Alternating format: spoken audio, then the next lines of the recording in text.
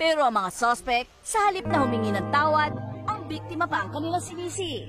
Kasalanan po kasi ng Koreano kasi kung hindi niya naiwang bukas yung pintuan yun, hindi sana kami kakaroon ng pagkakataon na malakaw yung mga gamit sa bahay niya. Sana sara niya yung pintuan para hindi nila ng masamang ilaw. Hindi yung masamang mo. Sabi na rin po yun.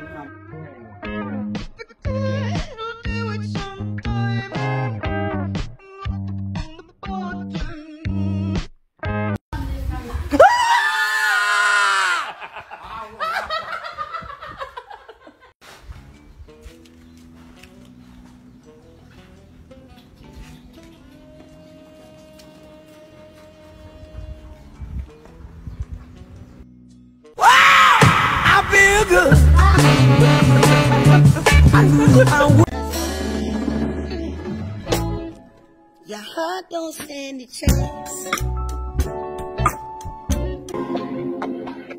If you love me,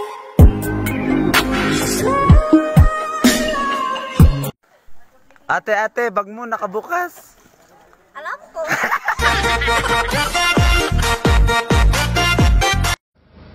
Hello guys. Nakikita nyo to? Piso. Titigan nyo. Bibilang ako ng 5 seconds. Okay na? 5 4 3 2 1. Okay na? Okay, thank you.